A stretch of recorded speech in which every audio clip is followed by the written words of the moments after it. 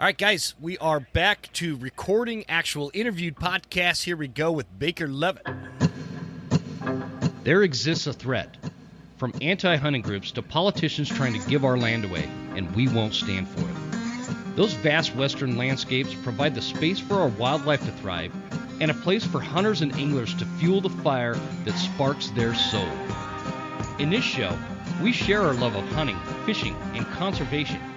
Here, we provide the foundation to meet these threats through passion and the grit of the American outdoorsman. Welcome to the Western Huntsman podcast.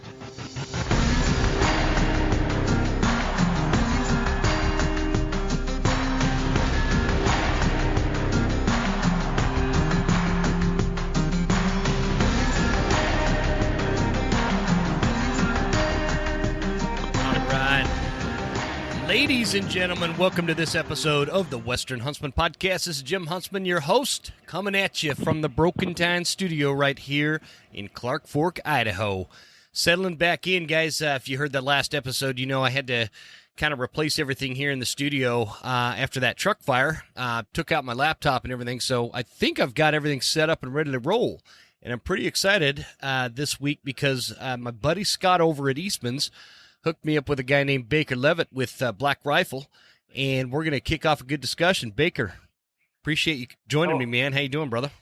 I'm great. I'm fantastic. Just had a big shipment of taxidermy from Africa arrived today.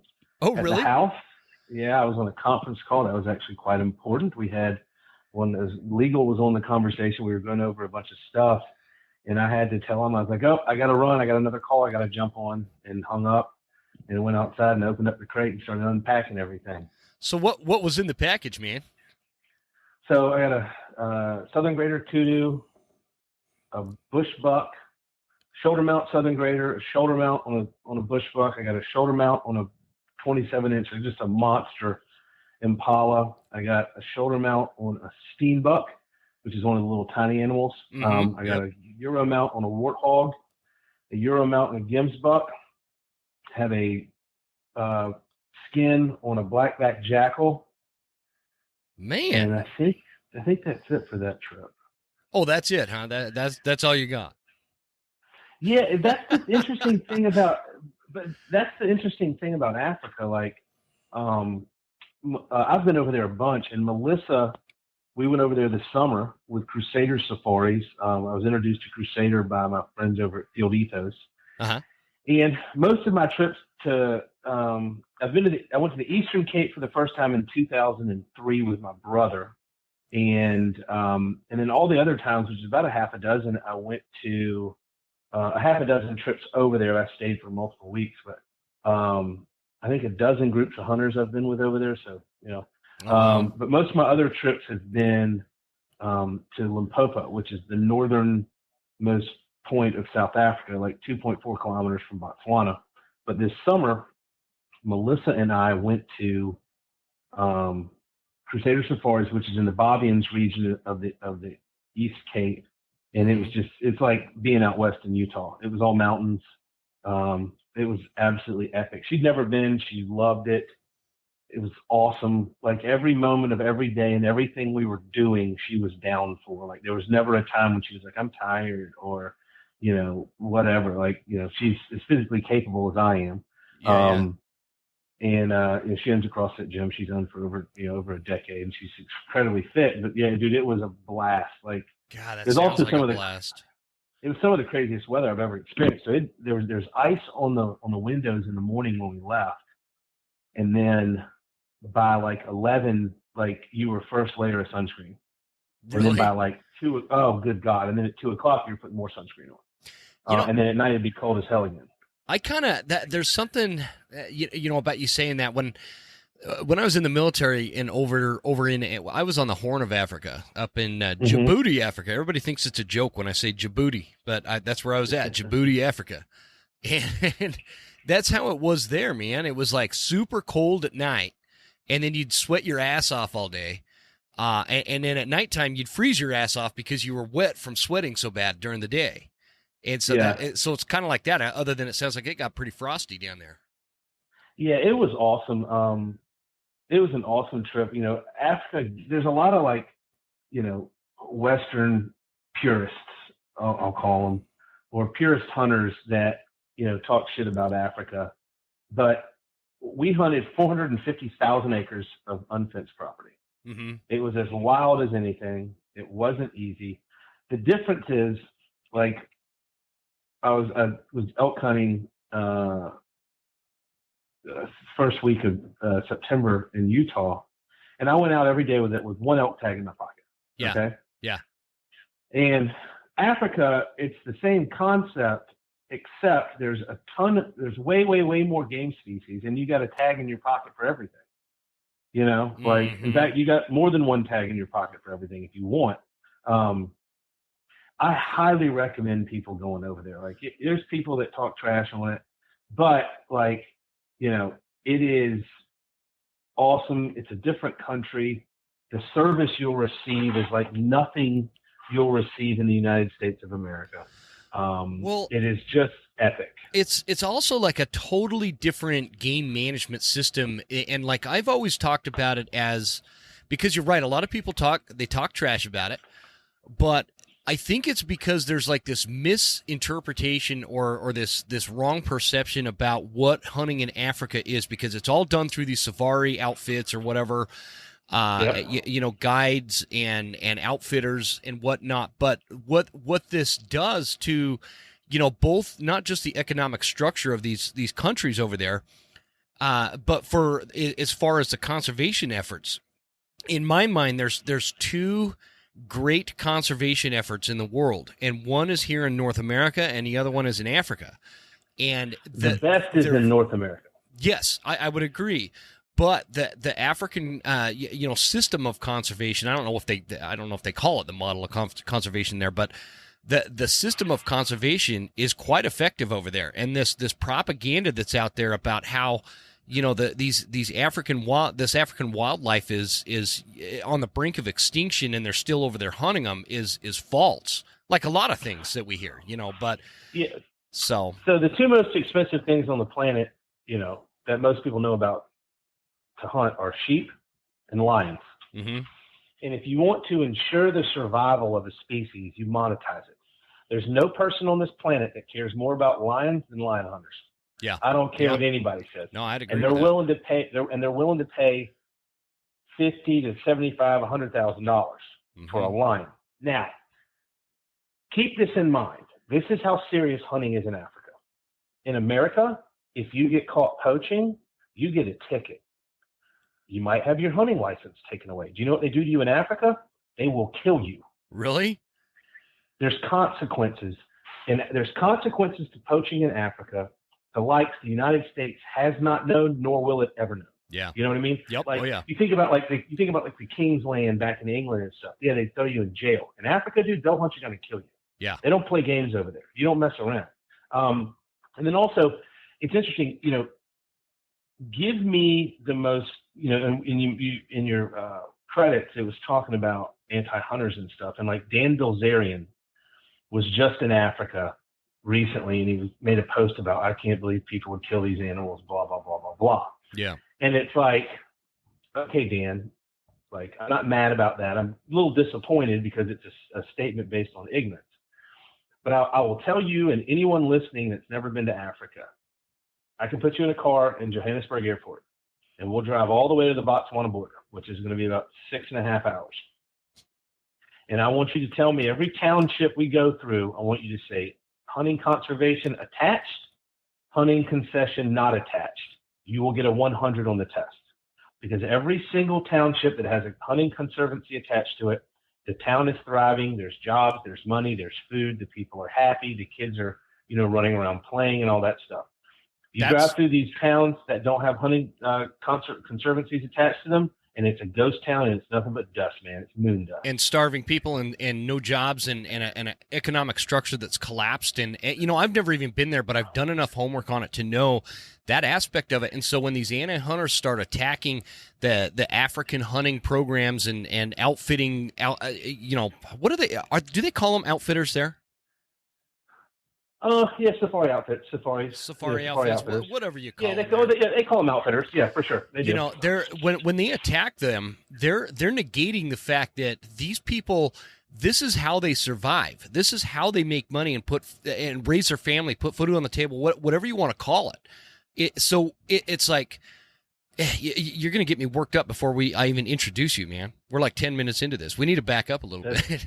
That's my job. That's what I'm here for. I want to come back to this, but let's actually back up for a minute and talk about you've done tons of podcasts, and a lot of people know who you are. But in case somebody's been living in a cave, let's give everybody a snapshot of who you are, what you do, and then we'll kind of circle back to that.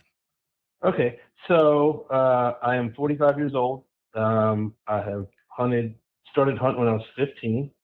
Taught myself how to hunt, knowing my family did. Father passed away when I was 5 years old. Played sports growing up, played sports in high school, was good enough to play football in college. I was good enough to be asked to play football in college. I learned on the third day of college football that I was not a good college football player. But growing up in Georgia, it was probably one of the best things that ever happened to me. Was like, you learn, it's good to know what you're not good at, and it's really good to know what you're good at. Yeah. So, I went to Middle Georgia and played football, and then I transferred to the University of Georgia. Got out of college and moved to the Keys for a little while, worked on a dive boat, hung out there for a bit, and then came home, was in real estate from 2002 to 2010, where I absolutely made a killing. The recession hit in 2008, and between 2008 and 2010, I lost $15 million, everything I had. Holy crap! I didn't have to file bankruptcy. To this day, I still don't know how that happened. I don't know how I avoided that, but I did. Well, I mean, shit, I've never had $15 million to lose, so that's just pretty impressive. That's also one of the best things that ever happened to me. And because it wasn't my fault. Yeah. I put the deals together. The banks weren't lending money. The banks froze. You had, Lehman Brothers crashed and went out of business. The whole too big to fail thing, the first bailouts, and everything just went away. And I felt sorry for myself for about 48 hours. Mm-hmm. And my brother was like, you should do rep 62, I think, which is rep 62 or rep 63. I don't remember. It's so long ago. But that's where you basically go to basic training, and then you go straight into the Special Forces pipeline, or you have an opportunity to try out for it, but you do it through the Guard. And so I was going to do that, and how old were you at that point? 32. I was 32 years old. Okay. So, I was money, and how I defined success prior to 2008 and how I defined success after 2008 are two different things. So I was like, oh my God, what do I do? He's like, you should do this. So my brother was a forced recon Marine, and he got out and he was literally starting like his first year of medical school. Mm-hmm. And he was like, this is what you should do. So I was like 50 miles away from Camp Blanding, and they're like, hey dude, like your shoulder and you have an inguinal hernia, it's not going to happen. So I was like, well, I want to do something. So I started going through the Defense Foreign Service agent program with the Department of State. And I think I was like the second step of that process. And I was like, if I have language in medical, then the whole thing will be a lot easier. So I decided to go to NYU and get a master's degree in Arabic. So fast forward to August of 2010, I'm living in the East Village and starting classes in Arabic, which is the hardest thing I've ever attempted to do in my entire life. And, like my first night in New York City, my car got towed, and I was like, oh shit, man. Well, the impound lot is 80 blocks away. As punishment, I'm going to walk all the way there. And so I started walking, and I got like 2 blocks into this 80 block walk, and I was like, you know what, man, I'm going to be okay. Like every person here has their own problems. Like if I were to pull my privates out and walk down the street, no one would care, Yeah. I'm going to be okay, And so I get all the way to the impound lot. They're like, you need this paperwork. I didn't have that, so I had to go back to my apartment to get the paperwork. So I walked another 80 blocks back. Long walk that day, but yeah, man. you know, that was August of 2010, and then you fast forward to December of 2010, and I started a CrossFit apparel company called Two Food with my partner Tony Zana. Wait, say that one more time. It was called what? Two Food, T2POOD. It's a Russian unit of measurement. Your largest kettlebells are known as two-pood kettlebells. It's a 70-pounder, 72-pounder. Okay. So we started this little CrossFit apparel company named Two-Pood, and we ended up selling it like 3 or 4 years ago. We did really well with that. But that was December of 2010. And then January 24th of 2011, we started a drink company called Killcliff. Mm-hmm. And that was when I learned like what my, next, course of action was going to be in life. So we took Killcliff from $0 and 8,400 cases in a warehouse to 16 million in sales within 3 years. Damn. You're not ever going to hear me take credit for anything. Like, I'm not a credit guy. Like, I want to accomplish the mission. I don't necessarily give a shit about getting credit for anything. Mm-hmm. Because people in my universe, in my ecosystem, they know what I do and what I'm capable of. So I don't need you to tell me good job. I just, as long as I know that you know that I'm doing a good job, we're cool. So Killcliff, 0 to 16 million in 3 years.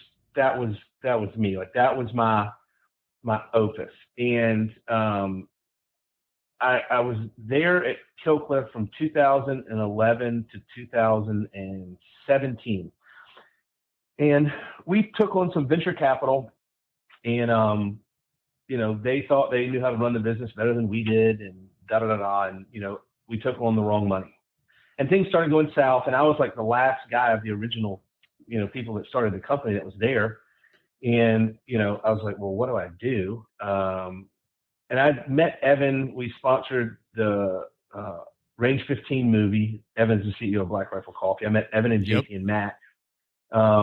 And I was like, you know what, man? Like, I'm going to start a consulting company because I know what I'm good at, and how I built Killcliff. And people had always been asking me over the years, like, how'd you do that with Killcliff? Like, the social media is amazing. Like, would you help us? Will you work for us? And yada, yada, yada. And so, it was interesting. Like, it was going back to football. Like, when I'd wake up on Saturday mornings, I'd get up and run down to the end of the driveway and get the newspaper. And this is, 1991 to 1994.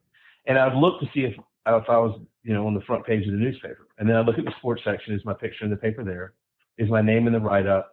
And it was always, get your, name in the paper. That was kind of like during the week of practice, you intercept the pass. That was the thing back then. Whatever. Yeah. And that was kind of my mindset with social media with Killcliff, was name in the paper. So I knew how good I felt when my name or my picture was in the paper for scoring a touchdown, intercepting a pass, running the punt back, whatever. And that's how I wanted to make people feel on social media. Okay. Mm-hmm. And so that's kind of how we built Killcliff, was all through social media and influencer marketing. And on January the 3rd, 2017, I started a consulting company called Digital Mongoose. And I talked to Evan Hafer on the phone that morning at 10:04 a.m. And I said, I want you to give me one piece of advice. And he said, you need to be more diplomatic with the way that you deal with people. Because when I worked at Killcliff, man, like, dude, I was a hothead. Like, if you weren't running 100 miles an hour like I was, you're a problem, and you're not on my program. Like, mm-hmm. And I was a dick. I was a hard person to work with. I crushed it, and I was right way more than I was wrong. But like, I was a dick to people like I worked with. So I just didn't think anybody was, cared as much as I did. So 10:04 a.m., January 3rd, 2017, I started a consulting company called Digital Mongoose. Kimber Firearms was my first major client. Then DJ Global was a client. And then I started adding businesses. And I started consulting for Black Rifle. Because Evan had been like kind of subtly recruiting me, but like he knew the whole thing with Killcliff and like didn't want to step on anybody's toes or whatever. Sure. He wanted me around. And so I started consulting for Black Rifle. Huge debt of gratitude to Rich Kirk from Mossberg. A lot of where the company Digital Mongoose is a result of him. So, Richard, if you're listening, thank you very much. I owe you a ton. But and then in 2000, that was 2017. So 2019, 2019, I came on full time with Black Rifle in business development, and then running the hunting vertical. And I still own Digital Mongoose. I've got 5 employees that do everything. I'm very little involved. I was just going to say, I just looked it up. It looks like you're still operating that one. Yeah, but it doesn't have a website, none of that stuff. Like it doesn't. Don't seek out business. People come to us, whatever. Mm-hmm. And it does very, very well. But I've got phenomenal employees. I've trained them really well, and they do a great freaking job. But Black Rifle is so my title at Black Rifle is I am the Director of Strategic Relationships. That is my job at Black Rifle. So how I would describe that job is anything that I can get my hands on, I can have a positive impact on it. Mm-hmm. As long as the team working on whatever that is sound. So if you connect me, and this doesn't exist at Black Rifle, but like if you put me in a group of people that I would describe as, for lack of a better phrase, losers. I do not do well with low achievers, low energy, low T people. I don't mm-hmm. do well at all. You put me on a team with winners, and like the sky's the limit with what we can accomplish. I know my strengths. I focus on my strengths, and I let people do their jobs, and I let people do the things that they're good at. So like, for example, at Black Rifle, like Mod, who's amazing at his job, or John Phillips, or Michael Shea, or Jericho Denman, I make their jobs, I add tremendous value to their jobs because I do not, under any circumstances, question what they're doing. So it's strategic relationships, like how we work with this person, how we work with that person, who's who in the zoo, who are we supposed to be talking to, who are we not supposed to be talking to, like why are you tagging that person, this person's off limits, this person's persona non grata, these are all of our allies, these are our assets, this is who we work with, blah, blah, blah, blah, blah. Like a ton of stuff comes across my desk like every day. Mm-hmm. And I wouldn't change it for the world. I've been with Black Rifle since Black Rifle was basically a year old. I remember those days. It's crazy to think back. Like I was one of like the first followers of Black Rifle Coffee Company because I'm a veteran and they had the kick-ass videos back in the day, and they're just starting up, and it was just a cool thing to watch it go from that to what it is now. And I'm talking to a dude that was involved in all that, so it's cool, man. It's been an interesting experience for me because like I'm a team player, like I'm a spoke and a wheel. I mean, granted, sometimes, a lot of times I can carry the weight of 4 spokes, but like, it's interesting. Like you mentioned the early days of Black Rifle, and like everything evolves. Like if you don't evolve, your podcast evolves, your hunting skills evolve. Like mm-hmm. You evolve as a father, a husband, what have you.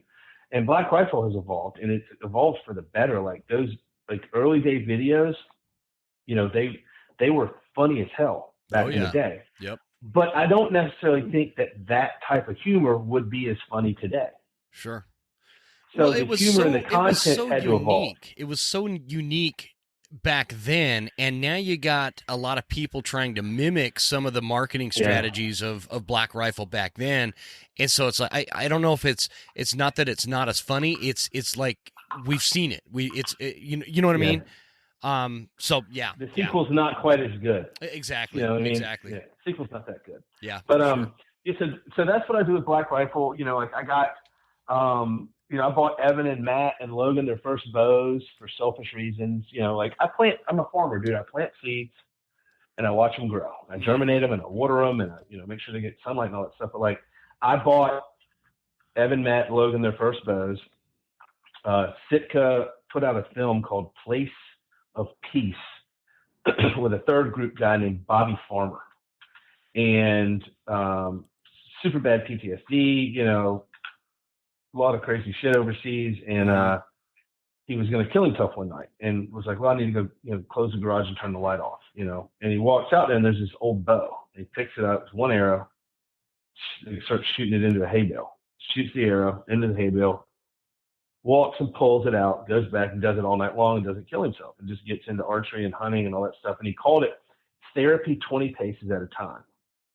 And that really resonated with me. And I was like, Evan, Matt, like, you guys gotta watch this freaking video, man. Cause I think it was Sloan Brown. That's how he and I met. I think it was Backbone Media. Maybe that's the name of the people that I'm not that sure. built it.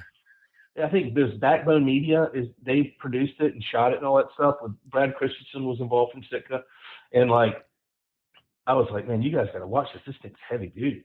And so like, I got them their bows and they started shooting, and and now 5 years later we're the title sponsor of the Total Archery Challenge, and every one of them hunts, and every one of them's killed elk with their bow. Like, and then we were at the Total Archery Challenge in Utah like the year before last. Summer before this past summer, and Evan's like, man, he's like, who would have thought, dude? Like, you bought us our first bows like 4 years ago, and now here we are, the title sponsor. And I was like, yeah, that was done on purpose. He's like, what? And I was like, yeah, like, what do you think? Like, you think I thought you had PTSD or something? Shit, no, man. Like, I got you the bow because I want you to get into hunting, because the more stuff you do and the more you understand that vertical, the more I'm allowed to do. And he's like, all right, fair enough. That's a good job. So it's a great dynamic or demographic for the brand too, Oh yeah. I mean, listen, show me a hunter outside the state of Utah that doesn't drink coffee, and I'll give you $20. Yeah, like, most of my buddies in Utah even drink coffee, and they're Mormon. Yeah, well, they don't tell anybody. They don't tell anybody. I just read them out. Yeah, but that's the thing. Like, like coffee in the blind, like, duck hunting or coffee for you, in the morning around a fire. Like, I don't think you can beat it. Like, it's one of those things. Like, it's a leveler. Like, it just kind of like levels. You get up, you did probably hike your ass off the day before, you're tired, you're sleepy, or whether you're at home, you're not hunting, whatever. Like, that first cup of coffee, that first good sip, like, it's just nothing quite like it. Yeah. I love those, the instant packets. I bought this giant box. I think that was like 2 or 3 years ago from Black Rifle. And I still have, I think I still have like 3 packets left, but I throw them in my pack. And there's something just rejuvenating about it, and not because it's like, something caffeinated.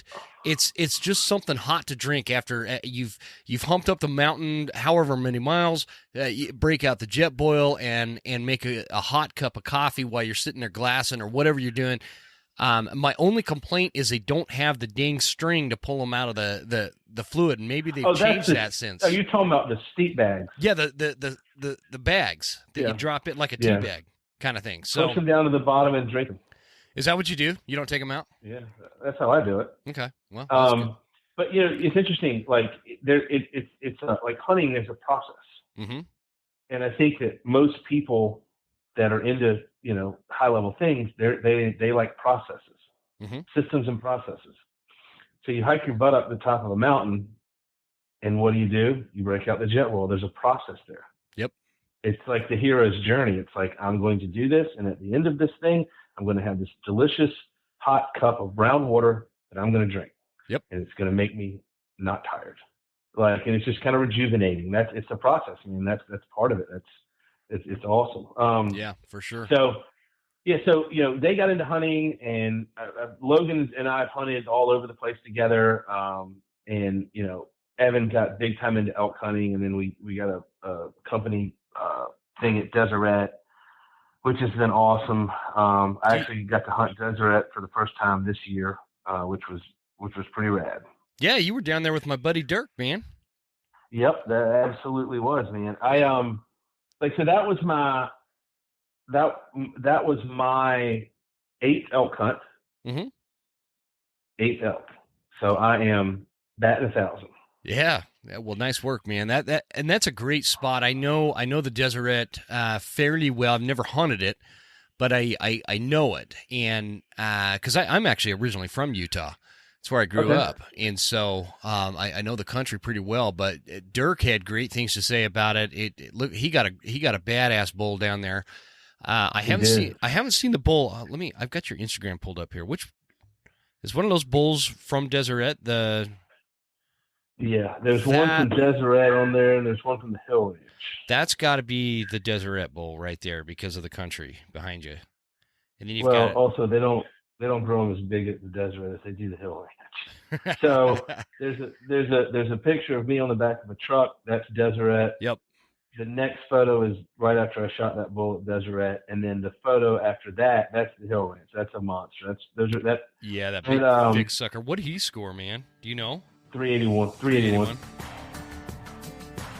There is only one call company here at the Western Huntsman, and that is Phelps Game Calls. Born out of hunting and the necessity to make the best calls on the market, Jason Phelps started this company in his garage back in 2009, and now he's got some of the finest lineup of elk calls, turkey calls, predator calls, waterfowl calls available on the market. If you guys go to the website, check it out and get what you need. And if you're in the market, when you go to checkout, use promo code Huntsman10 for 10% off.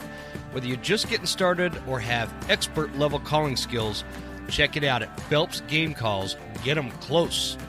Hoffman Boots is a fourth-generation owned boot company, a family of shoemakers based in North Idaho. I've been sporting a pair of Hoffmans for close to a decade, and I really like the Hoffman Explorer in the 8-inch. It's the best boot out there, so check it out at hoffmanboots.com, and you'll see the whole lineup of hunting boots and lineman boots and pack boots and everything else right there on the website.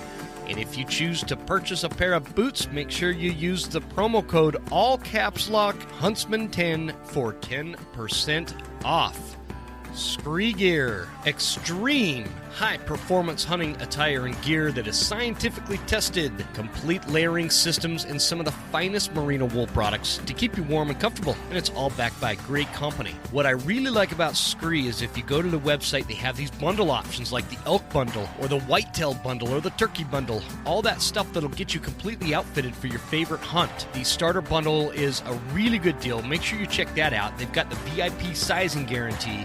And so you can exchange something if it doesn't fit right at absolutely no charge to you. Guys, it's a great warranty, great company.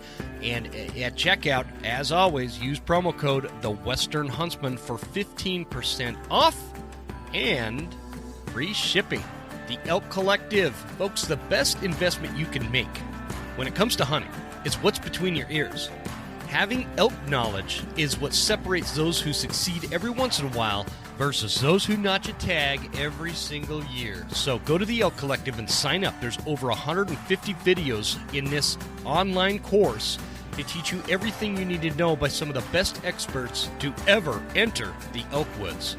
It's a great program at a great price, guys. And if you use the promo code, The Western Huntsman, you're going to get $20 off of your entire course. So instead of $89, you'll get it for $69. And now that September is over and we're into October and November and all these fall hunts, if you get it now, you're going to have an entire year to go through all this course. And believe me, you're going to need it. There's so much content in there. So check it out and use the promo code, The Western Huntsman, all one word. Last but not least is Tacticam. Guys, you know I've been using Tacticam for a very long time. I really like my Tacticam 5.0s. I like my Tacticam in the wide lens, so you can get that kind of wider angle and shot. They've upgraded now. They've got the Tacticam 6.0, which is super cool. I can't wait to get mine. And also the cell cams. Don't forget about the Tacticam Reveal cell cams. They've got a bunch of different series of these things, and I've got them all over my property, so I know what's going on at all times. Whether I got a bear that's coming after my chickens, or if I have an intruder down at the driveway, or if I have a giant monster whitetail buck over in my hunting spot, I know what is going on at all times. I love my Tacticam reveals, guys. Check it out at tacticam.com. Let's get back to the show. Here we go. Jeez, dude. The Deseret Bull was like 320 and some change. But like, you know, here's the thing about Deseret. Like, you'll hear a lot of people, dude, like they talk shit about people that hunt private ranches. All right. And I have a lot to say about that. Well, let's talk about that, because that's what this show's about, man. I want to solve problems, because that one of the biggest, in my mind, one of the biggest issues we have as hunters in terms of looking at our future and looking down the road, not next year, but like 10 years from now or 30 years from now, my kids' future, my grandkids, we have all these issues facing us as hunters, from anti-hunting groups to these, public lands issues, access issues, all these things that, because I'm not a dude that can afford to go hunt a ranch. And so I know where some of the animosity comes from, people that have the ability to go hunt a ranch. But I think that, like we were talking about Africa, some of the perceptions are wrong about what that actually looks like on the ground. And so the point is we as hunters waste a lot of damn time fighting amongst ourselves about, oh, you're hunting a private ranch versus public land, or you're hunting you're doing a guided hunt versus a DIY hunt, over the counter unit versus a draw tag unit. All these things that, and then it gets even more intense, from, bow hunting to rifle hunters to muzzleloader hunters fighting against each other. The point is, as hunters, we've all got the same goal. We've got the same goal. We want that adventure. We want the meat in the freezer. We want the trophy on the wall. We're after the same things, but there's different ways of going about it. So what you said, you have a lot of things to say to the people that talk smack about hunting ranches. Let's talk about it. Yeah, can I cuss? Oh, dude, yeah, this is a Western Huntsman. Fuck, you can say whatever you want. So here's my take on people that criticize people that hunt private ranches. And I want everyone that's listening to this. This is from my soul. I mean this with every fiber in my body. Okay? Mm-hmm. Go fuck yourself. I mean that more than anything I've said on this podcast. So let's take Evan Hafer, for example. Evan Hafer, all right, Evan hunts private ranches. Let's take a look at Evan Hafer. Mm-hmm. So Evan Hafer was a part of the invasion of Iraq as a very, very, very young Green Beret, all right? He was a Green Beret, and he worked for the CIA, all right? Mm-hmm. He got out, and he started Black Rifle Coffee in 2014. That is a $2 billion company. Evan didn't have any money. He grew up not poor. He grew up, his father, raised by his dad, I would say middle class at best, lower middle class, taught him hard work. Evan has sacrificed tremendous amounts for this country, all right? Mm-hmm. Yep. Doesn't ask for shit in return. But Evan started a company with no money. I think he had $1,800, and it's a $2 billion company, publicly traded company. Now, yeah. All right, Evan employs 913 people. Over 60% of them are veterans, all right? So someone is telling me that a guy like that deserves someone else's animosity because he doesn't have time to go do it yourself over the counter and spend weeks glassing and spotting and scouting and all that shit. No, fuck those people. Like Evan Hafer, it's a free country. Evan Hafer, myself, I can do whatever I want to do. I don't break the law. And I guarantee you that these people that like complain about guys that hunt ranches, I can bet whatever you want to bet that with the amount of money that I've spent, goes way more to conservation than what they've done. Okay? So, like, if I want to go spend $18,000 to kill that big-ass bull at the Hill Ranch, why does anyone care? The Hill Ranch, if Bobby Hill was in charge of the state of Colorado's wildlife, it would all look like the Hill Ranch, okay? Yeah. So, like, that's like the thing that, like, it just pisses me off. It's like, oh, man, like, is that private or public land? No, dude, that was private. I killed a bull at Deseret this year. That was private. Last year was the Hill Ranch. The year before that was Wailote in New Mexico. All right? Before that was the Motherwell Ranch. But the 4 bulls before that, by myself, over-the-counter tags with a bow. Mm-hmm. I killed the first 4 elk I killed were with a bow on public land on the first day. It's not hard. It's not hard. But like, dude, I work my ass off. I have sacrificed a tremendous amount of time and like relationships suffer at times. Like, you ask Melissa, like, there are times when I'm in the room, but I'm not here because I'm working so much. So we can afford to do things like that. And someone wants to criticize, like, how I do things. Like, dude, get out of here. Like, okay, like, it's okay to work hard and be successful and make money and then spend your money however you want to, without being judged by someone, one, that's never met you, and two, will never accomplish a fraction of what you've accomplished in life. And because of that, they're pissed off and they make these shitty comments. Mm-hmm. Now, these other little motherfuckers that want to talk about, like, yo, man, was that bow or rifle? Yeah. It was with a rifle. Why does it matter? And I'll tell you who's to blame for that shit. So, like,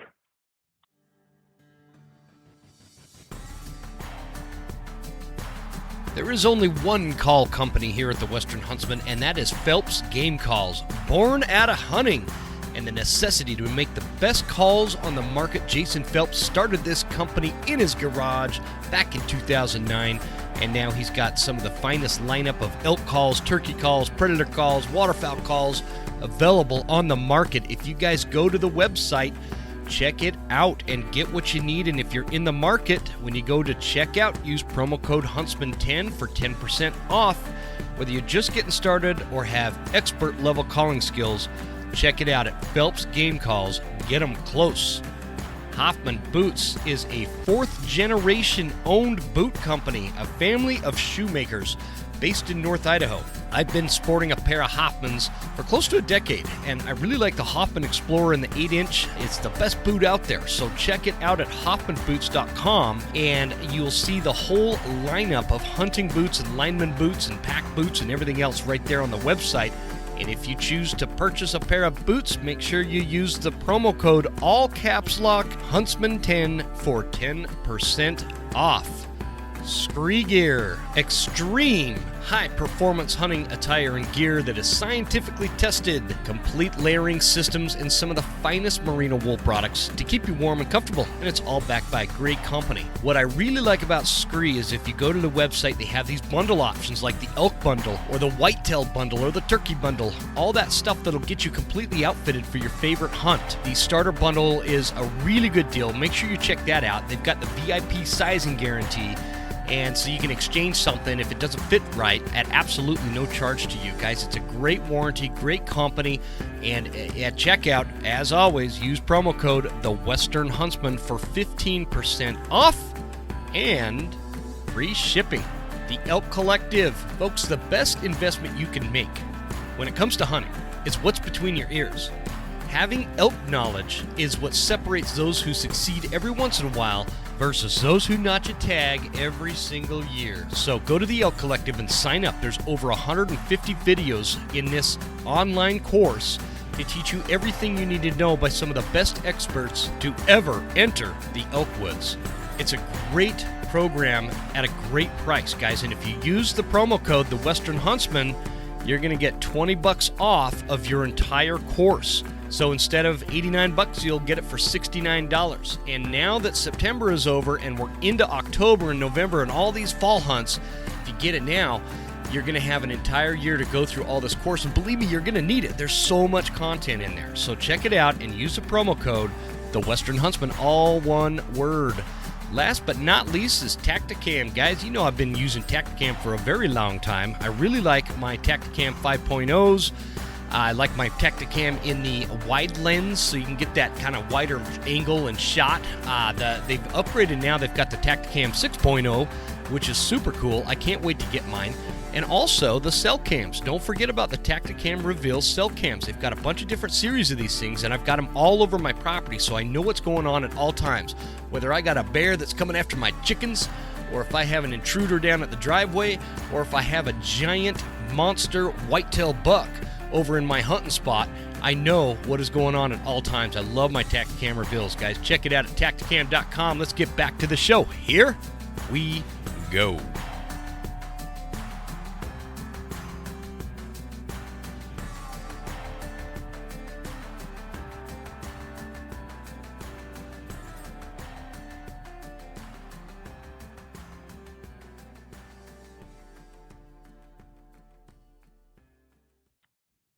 this whole little like army of shitheads, like this local bore like mindset, like do it yourself, over the counter, backcountry hunters and anglers shit, and like that whole group of people, that whole thing, like you're doing something wrong if you're not hunting on public lands. Yeah, I would agree. I would agree. A lot of it did come from that little club, and so the all of it, Baker, is unnecessary. Like I don't want completely. I don't want you to be mad at public land hunters, and I don't want public land hunters to be mad at you. I don't. This is where we get into a shitstorm of where hunting could get flushed down the toilet, and it doesn't matter if you're a public land hunter or a private ranch hunter. We're all going down the drain. It doesn't matter, and so there shouldn't be. I feel like you've got some animosity towards those guys. No, not at all. And I not just don't want anybody to have animosity, because we all have one big fucking enemy, and that's called the anti-hunting movement. And no, I don't have any. Like, listen, dude. Like, here's the deal, man. Like, I know guys. Like, there are dudes that hunt. All they hunt is public land. That's their thing. That's what they want to do. That's what they like to do. Like Brian Barney from Eastman's. Mm-hmm. Like, that dude's like 70% on public land. Oh yeah. Like, he's a machine. Yeah. Here's the thing. Like, I'm not that good of a hunter. Like, I mean, I'm not either, man. I'm not either. No, but like, I've hunted public land. Mm-hmm. Like, I like to, like, I don't have time to scout.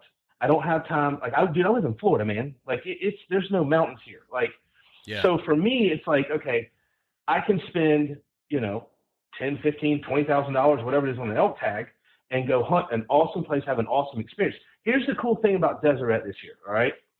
So of those 8, this was elk 8 this year. The 6 elk before that, were all like first day kills. Yeah. Okay. Yeah. So I've had tremendous success with elk hunting, but dude, like, I don't really know much about it. Like, like I don't want to sound like a cocky ass, but like, I don't think elk hunting is that hard. You find the elk, they're pretty easy to kill. They're huge deer. All right.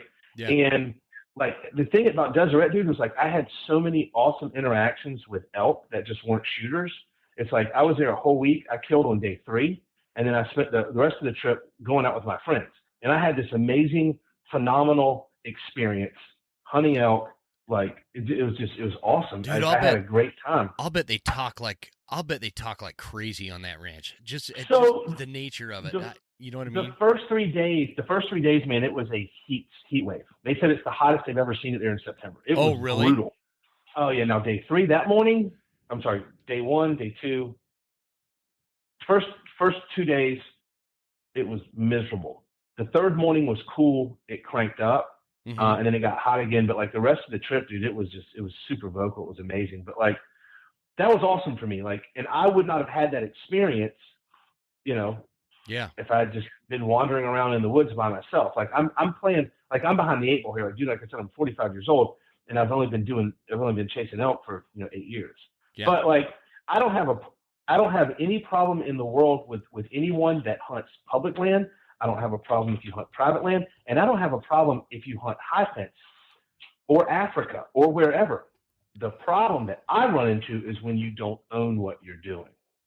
Mm-hmm. So, for example, Africa hunting, when people try to portray it as this hard, challenging thing, Africa is a layup. Okay? Super easy, super fun.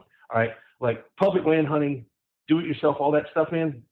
Very impressed with those guys. Like, they have a ton of information to share with people. Like, I think it's admirable, and I admire those guys. People that, like, if you're going to go, if you want to quote Field Ethos, like, if you want to buy a property and put a fence around it and name the deer in there and then go shoot them, that's fine with me. I don't want to, but you can, and that's cool. However, don't be some dipshit and act like it's, not high fence. Like, own your shit. So, like, I don't have a problem with anybody That's a good hunting. point. Yeah, own it. Yeah, that's all anybody asks. Like, don't try to, like, don't do it for Instagram. Yeah. Like, I think we're, and I think that's one of the things that's kind of sucking it up for a lot of hunters is like social media, because social media is a platform that allows someone that's having a shitty day to try to make someone else have a shitty day. Mm-hmm. Like, like, must be nice, hunting a private ranch. It's like, what do you mean, must be nice? How do you think I got to where I am to where I can do that? You think it was easy? Yeah. It wasn't easy, man. Like, for all the respect and stuff I'll give you for, like, going out and, or whoever, the target person is that's talking shit, but, like, that only hunts public land, it's like, for the amount of respect that I will give you for going out and doing do-it-yourself over-the-counter elk hunting with a bow, that's hard. Yeah. What I've accomplished in life, pretty hard, too, Yeah, no, it's a great way to put it, man, because I want to go back to the own your shit kind of thing, because I agree with exactly what you're saying, because and social media is, I think, the foundational reason that this stuff happens.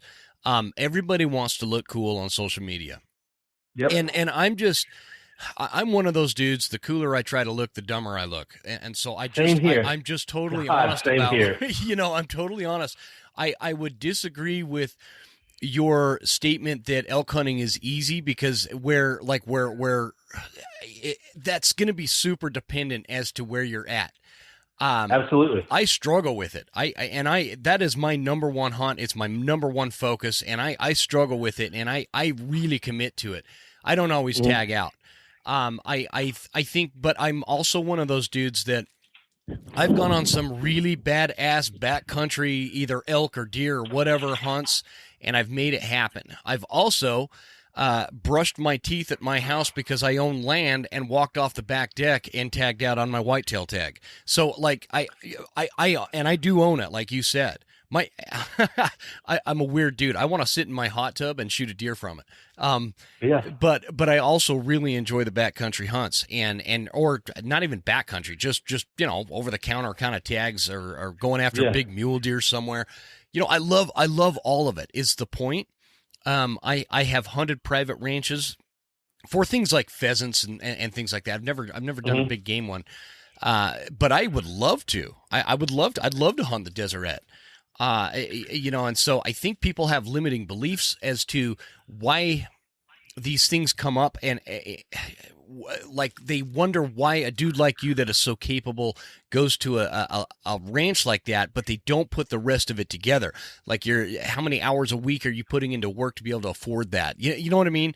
So I think that's the balance, and that's where we have to find the reduction in hostility towards each other, because I go back to the point, we have a much bigger enemy, and it ain't us. No, it ain't the hunters. No, for sure. And it's like, like in the South, like we have 2 farms in Georgia, and like, we are allowed to hunt over feeders or put corn out.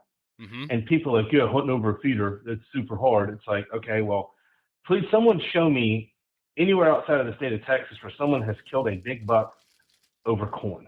I'd love to see it. I'd love to see a big buck that someone has killed at a feeder. Yeah. Because that's not what they do, and it's like, well, geniuses, the ill-informed with opinions, it's like, in Georgia, resident or non-resident, you come hunting in Georgia, you know how many deer you're allowed to kill? 10 does and 2 bucks. Yeah. I was going to say, it's got to be a lot. I lived in North Carolina. You can kill 6 deer there. Yeah, it's insane. Like, the populations it is out of control. Yeah. Like, it is out of control. Like, I know farms that have depredation tags that kill over 100, legally kill like 140 deer a summer. Yeah, and because they just annihilate crops. And the baiting thing is the same exact. Like, I catch shit because I bait bear, but and I'll get people. Well, that's not really hunting. Oh, really? Have you ever baited a bear? Do you know how much work, time, effort goes into baiting a bear? And also, do you understand, like, some people will give, like my buddy Steve Johnson, who I've had on the show, who is a hell of an outdoorsman and just so happens to be one of the nicest dudes you'll ever meet, shot a bear, and he got a really cool video of it. But it wasn't a very big bear, and people are giving him shit for shooting this smaller bear. And it's like, do you understand well, I know the answer to this. You don't understand the area he was at and how many freaking bears we have there in that particular area. Like, every bear you get is very advantageous to the ecosystem because the bear population is way, I guess, out of balance. There's too many bears. I've had 4 bears on my property right here in the last, like, week and a half. Like, we have too many bears. So I don't give a damn what size the bear is. Just get it. Right. We've got to get it under control. And so the point to what I'm getting at is these nuances shift per every little region or hunting unit or whatever throughout the West or throughout North America. And you get somebody in a different circumstance where, they've got nothing but public land opportunities and baiting's not allowed or whatever. That's going to be different, but don't come at the other hunter for doing it the way that works and is effective at the conservation efforts. It's all legal, so there's no reason to hate each other over it. You know what I mean? Right. It's bullshit. I completely agree. Yeah. Yeah. So it's like, the common enemy is ignorance. Like, on all facets of all the problems that the hunting community faces are based on ignorance, and that's ignorance from existing hunters, it's ignorance from new hunters, old hunters, and it's ignorance from non-hunters. Mm-hmm. The problem with non-hunters, and the problem with anti-hunters, is that anti-hunters want you dead. Mm-hmm. They are psychotically irrational lunatics, and I have dealt with them firsthand from a trip to Africa in 2015, where what happened with that? So my buddy Eli was there. He brought his daughter, who was 12, Aria, and she shot a giraffe. Mm-hmm. And the world went crazy. She ended up on Piers Morgan, all the View, like all these different TV shows, death threats out the wazoo. There was a picture of her with the giraffe on the Sun Sentinel that had 35 million views. Like, dude, like it was. I remember Clint that. Clint Eastwood's son was talking shit. I can't wait till I get to meet him one day. I will not forget that. And it was just like this chaos.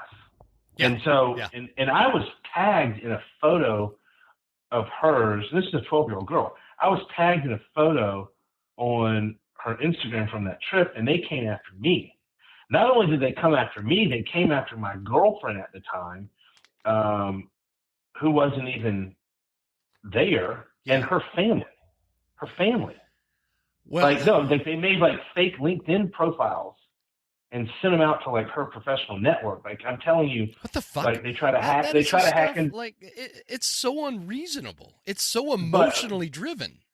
But that's exactly what it is. And Yeah. you can't, like, when something, it's like ideological with them. And so I started doing a bunch of research on anti-hunters, and there's a common theme. So most anti-hunters are from the UK, Portugal, Spain, Central America, and the Northeast or California. Yeah. But most of them are from overseas, believe it or not. And they're all cat people. Most of them are cat people, like multiple cats, Yeah. And the males, the really weird part about the males is that they try to interact on a human level with porn stars on Twitter. Oh, really? Listen. You've done some serious research on this shit. Oh, I promise you. It's the damnedest thing. Like, they like, you'll start kind of looking to see who these people are. Then you kind of start, following their patterns and, pattern of life and all that stuff. Mm-hmm. And it's just like, you notice that, like, they start to interact with, like, oh, that blue thong that really brings out, it just makes your eyes look so beautiful. Like, I hope you have a wonderful day. Like, just, interacting with you just makes my day better. It's just like, what the fuck is wrong with you? Like, what? Like, you people are sick, man. Like, they are sick. And I call it the hostile vegan crowd, which is the ones that are from the States mainly. Yeah. Because I don't know what's more unreasonable, the hostile vegan crowd or the anti-hunting meat eaters that don't want you to hunt for that, and they get super emotional about it. They get super. There's no data to back up this this whole argument for sustainability for humankind as a vegan, because we're stealing avocados from poor countries in Africa to sustain our vegan lifestyle. But it just doesn't add up. The data's not there. Their argument is weak. but they make a huge impact because they have a lot of funding. It's a cottage industry where like you were talking about, they can run an ad late at night and some crazy cat lady is going to pull out her credit card and donate $100. They're more organized. They're way more organized, and they exploit the infighting amongst hunters that we were just talking about, where we're at each other's throats for being a bow hunter versus a rifle hunter, and they exploit that. They get involved with that. They make comments in the comments section just to kind of drive that wedge a little further. Even it's quite the ordeal, man. It's a shit show. Do you know who the father of anti-hunting is? Walt Disney. Oh, really? I didn't know that. 1969 is when it all started. Anti-hunting is very, very new. It's literally 60 years old. I know, yeah. It's super new. And are you saying that from the standpoint that he made all these Disney shows that kind of humanized animals? Do you remember Bambi? Oh, yeah. What happened in Bambi? Bambi gets shot jumping across that little thing, No, not Bambi's mother. The forest was on fire. Yeah. And the big bad hunters go hauling ass to kill Bambi's father and mother as they're coming out of a forest fire. Like, dude, I grew up in Georgia. Like, I know how rednecks hunt. Yeah. I have never heard of anyone saying, "Oh shit, there's a fire over here. Let's go shoot these deer as they run out." Like, that's never happened. Yeah, me neither, man. And then so that's the father of anti-hunting is Walt Disney, and it kicked off in 1969. And you're exactly right. It is a new thing, and it is only. I always look at the anti-hunting movement, and I kind of mesh that with the hostile vegan crowd. I'm not talking about the normal vegans that just choose that lifestyle, don't try to force it on everybody else, and send death threats to meat eaters. I'm talking about the hostile vegans. I'm talking about the hostile vegans and the anti-hunters. The newness of the entire movement, and you kind of couple that with the fact that this is a first world problem. You don't have people in starving, economically, suffering nations talking about how it's better to be a vegan, because they don't have that luxury. It's a first world problem, and I don't know where it comes. If it comes from out of this, extreme comfort that we have as like Americans, there's like this boredom. They need to have a cause to fight for, or what. But anyway, we went down a rabbit trail. Normally those people, they think that their thought process is superior to everyone else's, and that is normally driven by, they have a shitty job, or they have a shitty, career. They've made a bunch of poor decisions in life, and they see where they are in life, and they're not happy. However, I can come to grips with my shitty career and my shitty decision making, and the fact that I don't make any money because I'm enlightened. And that's more powerful than money or anything. So I'm going to take this position of authority. My argument will come from a position of authority because I am more enlightened than you. Yeah. And you see a ton of that with journalists. Like, journalists think that their thought process is far superior to everyone's. And that's just that's their sword and their shield, and that's the hill that they want to die on. And so they're willing to sacrifice all this other stuff in life. And the one thing they fall back on is like, oh yeah, I'm a writer, or I'm a blogger, or whatever. I have this superior thought. I'm a vegan. I'm more enlightened than you.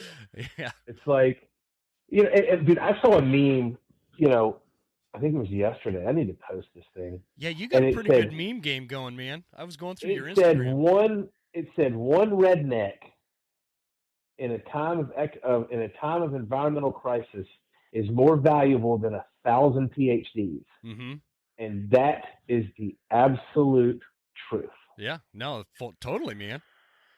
So when I will stand shoulder to shoulder with any hunter and outdoorsman over those people any day of the week. Like, and you made a comment about putting meat in the freezer. And this is just me being honest. Like, that's when I go out hunting, like, I want to kill the biggest whitetail I can. I want to kill the biggest elk that I can. I want to kill the biggest kudu bull. I want to kill a monster eland. Like, you know, when I hunt, you know, the biggest axis in Texas I can get that I can, you know. Yeah, and when I hunt, that's totally fine. I go out. Yeah, but like the meat is secondary. Like elk meat, it's like honest to God, dude, Melissa and I eat elk meat. I don't know how many times we eat it a week, but like we love it. Yeah. But that's not why I go out, and I don't go out for conservation purposes either. Like you heard me say earlier in the podcast, like I focus on the things that I'm good at, and I let other people focus on the things that they're good at. So like all the Pittman Robertson Act, you know, the money we spend on firearms and ammo and all that stuff, a percent of that goes to conservation. You know, I buy my hunting licenses. I hunt in multiple states a year. I spend tons of money hunting, traveling all over the place. I've hunted in 4 continents. I think it's 24 states. Like I spend a shitload of money doing that stuff. Mm-hmm. And then I make my donations to my conservation work. So I'm a member of NWTF, Rocky Mountain Elk Foundation, Black Rifle Coffee. I stood up a joint venture with the Rocky Mountain Elk Foundation for a roast. We've got a roast coming out with the National Deer Association, the Sheep Foundation. We're sponsors of all that. I put a ton of time and energy into conservation from that standpoint. But when I go walking out into the woods with a gun or a bow in my hands, I'm not thinking about meat and I'm not thinking about conservation. I'm thinking about putting blood on the ground for the biggest animal I possibly can. And if that big animal, that trophy animal doesn't present itself, I'm not going to shoot a lesser animal. Yeah. So like, and I don't, trophy hunting's okay. There's nothing wrong with it. You know what I mean? Oh, absolutely. No, that's been a great topic, actually. Doing this podcast has changed my perspective completely on trophy hunting. Especially, I had Ike Eastman on from Eastman's Hunting Journals, and he has a really good perspective on it. But I don't think you're that much different than anybody else, man. Like when I'm going after an elk, I'm not thinking about the meat in the freezer or all the money because I'm like you. I do a lot of conservation efforts financially and volunteer things and all that other kind of stuff. And that's great. But when I'm physically chasing an elk, that's not what I'm thinking about. That's not what's on my mind. Hunting is something to me that it feeds my soul in a way nothing else in this world does. And I feel like it's something that I'm committed to because I have to do it. Does that make sense? I'm not out there as just kind of a, you know, this might be a good pastime. Like I have to do it. And I'm focused. Yeah. But it's interesting.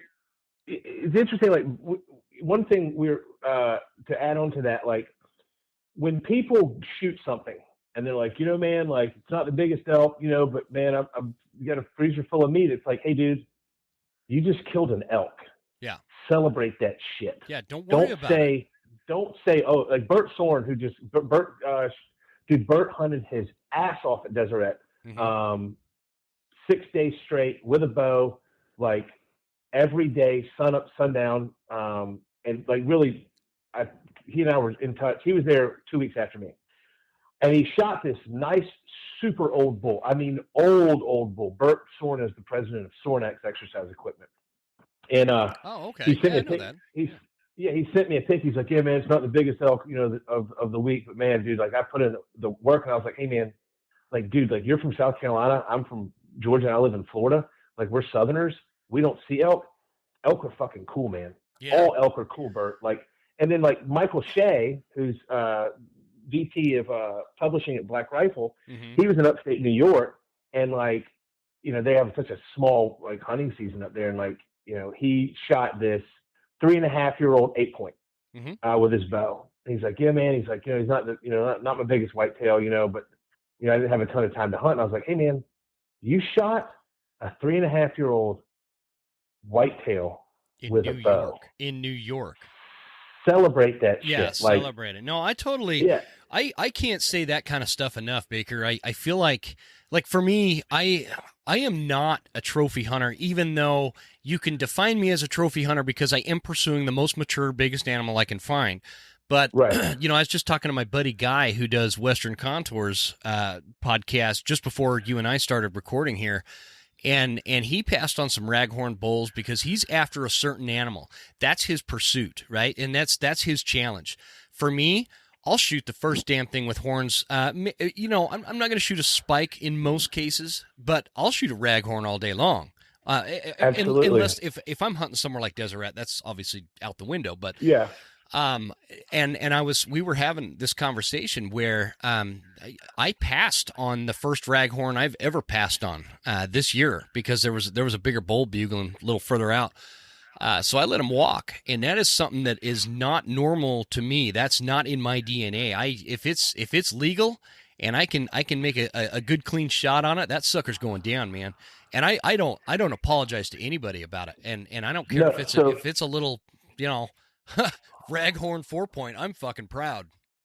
So that's called hunting broadside elk. Yeah. So that's what I do. I just happened to be at the Hill Ranch last year when that monster, obviously Hill Ranch is invite only, and that was a monster elk, and I shot him, and that elk was 381. The elk at Deseret was like 320. But every other elk every other elk I've killed was like, the first elk I saw in Utah, shot him, shot the first elk I saw in Idaho. When I was hunting first morning at 7:15, didn't see an elk or hear an elk for the next 9 days, but I smoked mine the first morning. Like, I hunt broadside elk unless I'm hunting on a private ranch. And the private ranches, I tell the guide, I'm like, hey, dude, listen, man, like, you're the subject matter expert. I'm here to ride the lightning. Like, you tell me to shoot, I will shoot. If you tell me not to shoot, I'm not going to shoot. But, like, I'm not looking for, like, world-class, the biggest thing in the entire world that ever existed. I want a good quality trophy. I want a mature animal. Yeah. I shot that big elk at the Hill Ranch last year. And so, like, I've got that. No one in my family will ever kill anything that big. That's never going to happen. And I've got that monkey off my back. Only thing I care about now, like ranches, mature, good class bulls, public land, broadside elk, ride the lightning. Yep. Don't care. There you go. There you go, brother. I like your style. Yeah.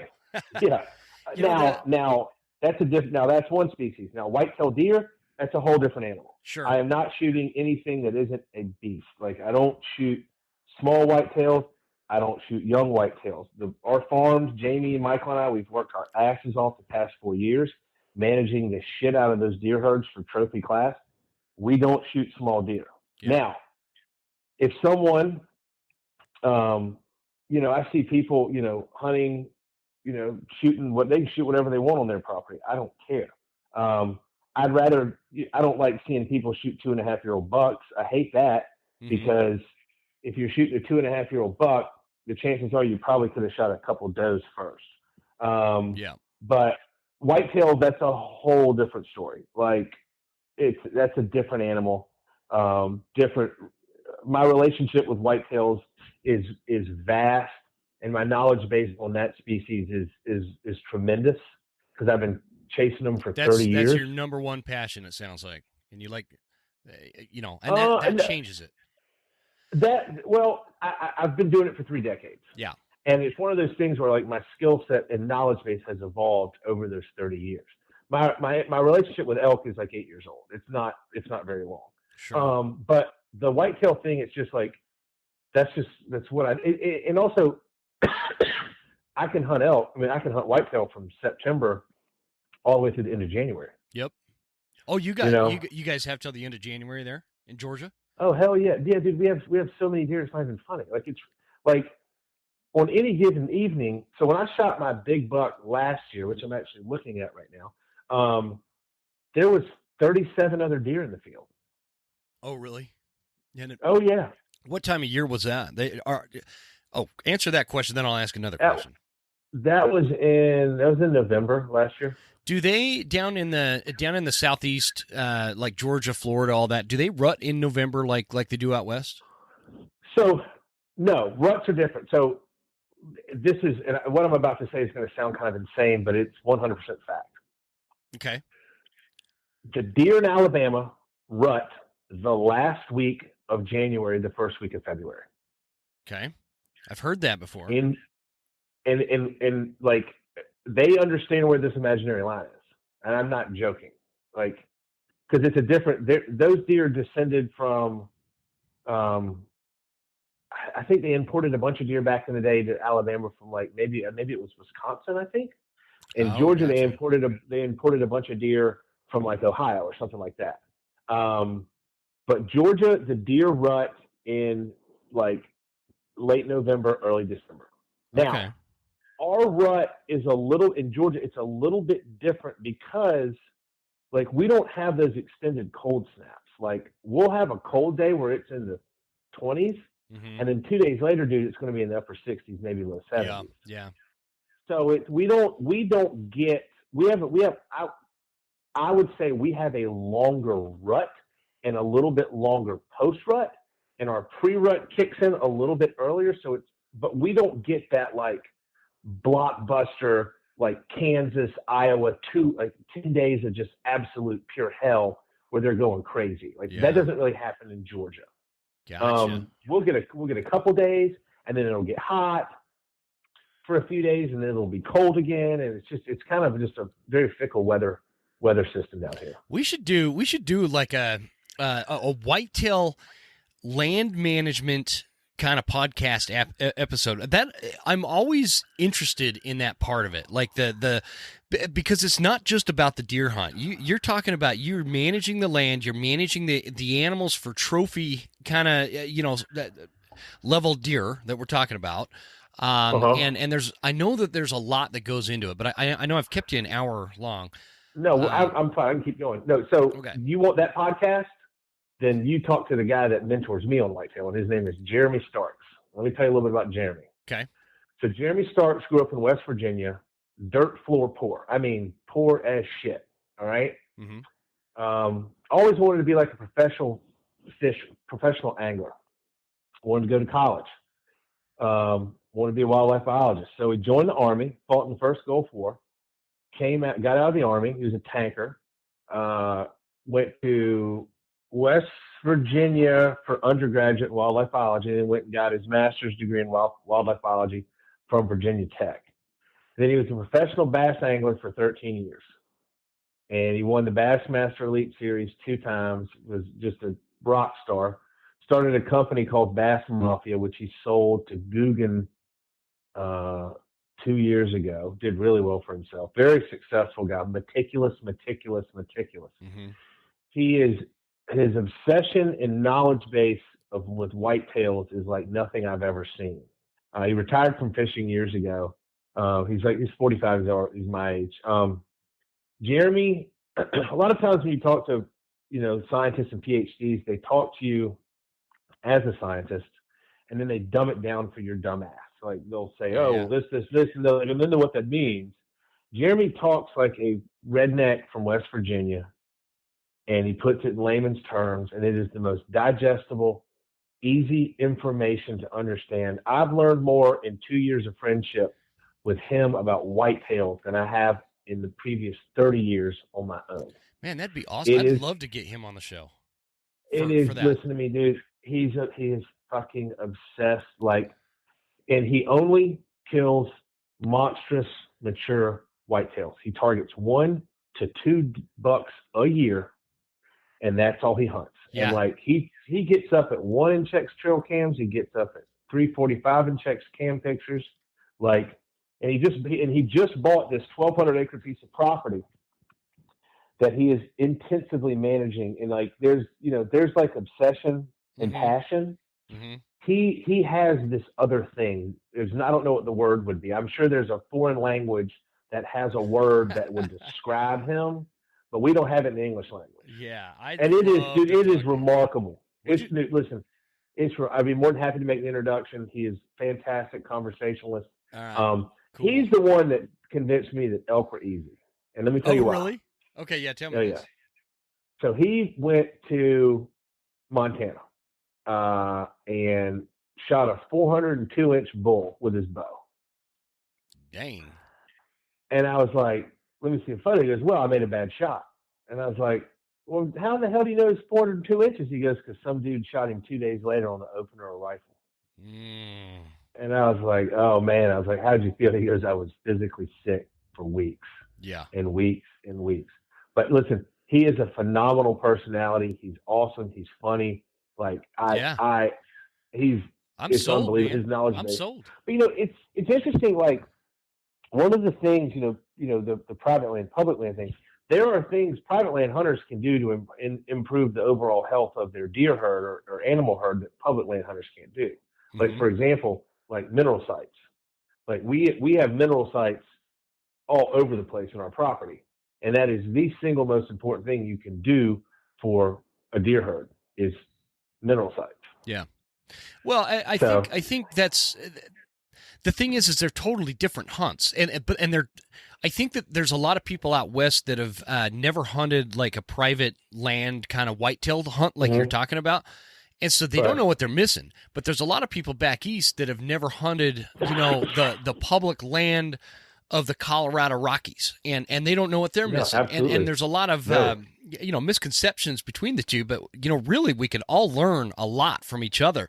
And I know I have. Like I started my first chunk of land I personally owned was 5 acres, and then we sold that, and now I've got just under 30 acres. And there's whitetail, I've got black bear, I've got elk, I've got all sorts of stuff on it. I don't really hunt it. My kids, I take my kids out on it and hunt it, but I want to make it better so I can learn from people like you. And what'd you say his name was? Jeremy? Jeremy Stark. Yeah, I will make that introduction. I could learn a lot from you guys about how to make it better on my property. But I'm still a stone cold Western mule deer kind of hunter. I want to go up into the high country and chase these public land bucks because I love it. But my point I wanted to make before we wrap this up, on the people that are, give you a hard time about hunting these private ranches. I would bet my next paycheck that if you called one of them up and said, "Hey, I'm going to pay your way to hunt this ranch next year," what do you say? You think they'd tell you no? Of course they'd do it. They totally do. I'd do it. Yeah, absolutely. You want to pay for me to go hunt elk on a private ranch? I'll do it. Come on now, that's not even a question. I know. You know what's funny is that like Western hunters, like you've got like these, overweight rednecks in the South, and I can say that because they're my people, and like they can't. A lot of them couldn't do the Western hunting. They wouldn't be physically capable. But on the same note, there's a lot of Western guys that don't have the self-discipline to go sit in a tree stand. No, I'm one of them, man. I can't sit in I mean, I could sit there for about 4 hours and then I'm done. So dude, I would suck at it. It is one of my favorite things in this world to do is to just sit and watch. Man, I mean, if there was action, if at least does were coming through or smaller bucks just to kind of keep me busy. Oh, I have that. I've got tons of deer. We got deer all over the place. Like if I sit and I don't see something, that's incredibly rare. But like, it's funny, but like to your point, we all need to stick together. We all have the same goals. But it's like brothers and sisters fighting, like kids are going to fight. But at the end of the day, when it comes down to it, we've all got each other's backs. I got in an argument with a boss of mine years ago. This is probably 6-7 years ago. We're in a company meeting, and my boss is saying something, and I misinterpreted what he said, and I got pissed, and I said some things. He said some things. It got pretty heated, and I ended up walking out, and he walked the other way, and one of the other people in the meeting was super concerned about what just happened, and my boss turned around and said to her, families fight. It's okay. Everything's going to be okay. That's kind of what it is in the hunting space. We just need to recognize it because we are, we're a family, and we have this thing to protect. So, Baker, I really enjoyed having you on the show, man. I'd love to get you back on in the future again. I know we kind of went down all sorts of different areas here, but I've kept you long enough for sure, man. That was a great. That's what I was going to ask you. I know I asked you when we talked on the phone like last week, but everything's good with where you're at in Florida in terms of from the hurricane. We had 18 hours of wind and rain where I live. It was just annoying. We never lost power. Okay, we were good to go. Good deal, man. Well, I'm glad to hear that. So. I appreciate you coming on the show, dude. That was fun. Yeah, I appreciate it, man. Thanks for having me. We'll let's keep in touch and do it again down the road and go from there. All right, man. Sounds good.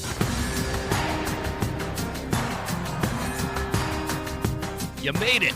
That's the end of the episode. Thank you so much for tuning in. Please make sure you're following us on Instagram at The Western Huntsman and write us a good review at Apple Podcasts. Thanks, guys. See you next time. Stay Western, and I'll see you on the mountain.